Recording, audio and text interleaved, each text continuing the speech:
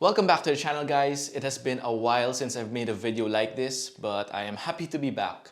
In this video, I'll be sharing with you my experience in facilitating an online class via Zoom, and I'll be sharing some of my thoughts and insights on what you should probably expect if this is your first time doing something like that.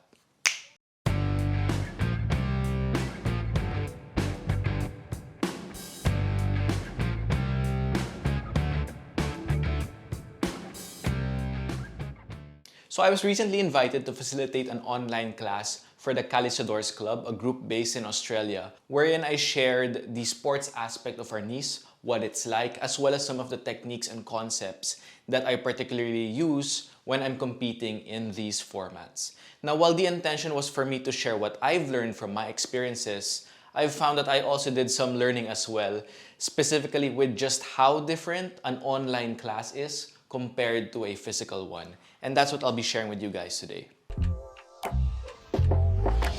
So number one, everyone is going to be on mute. When I'm teaching, I'm used to having spontaneous and natural reactions from my students. This gives me both visual and audio cues that give me a sense of how the class is going. I might hear some people pant in exhaustion, see some people shake their head in confusion, or catch side comments and conversations among the students or among the practitioners. Now, all of these give me insight on how to tweak and pace the class as I'm going about it, as I'm facilitating it. However, common practice in Zoom is that everyone is on mute. If you could hear everyone, then the instructor's voice would also echo throughout everyone's audio feed, and things will get noisy, things will get confusing. This means that verbal exchanges have to be a lot more structured. What I did was, I used water breaks in between the drills as moments to catch up with the students, to see how they were doing, and address questions before moving on to the next drill. In my practice of teaching, I very much value and rely on live energy drills and partner drills between myself and the students or among the students.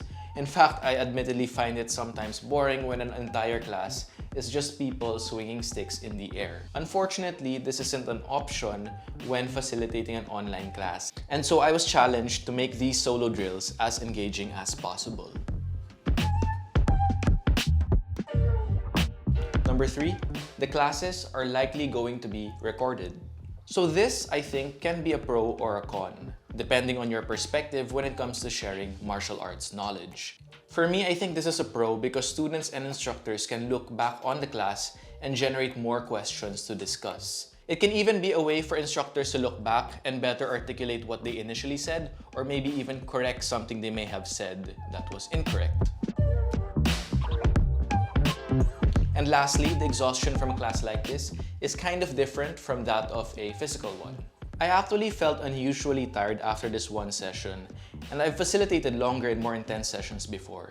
I don't attribute this to the physical activities done in the class, but perhaps more on the emotional and cognitive energy needed for something like this.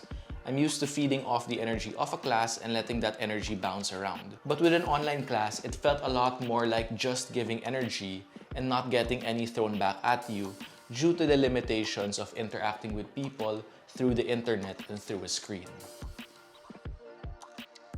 So I hope you guys have found this video useful. Let me know your thoughts in the comments down below. Whether you're a student or an instructor, I'd love to hear from you guys. I think we can all learn from each other, especially since this is likely going to be the new normal with sharing martial arts and teaching martial arts, given the current situation that we're in.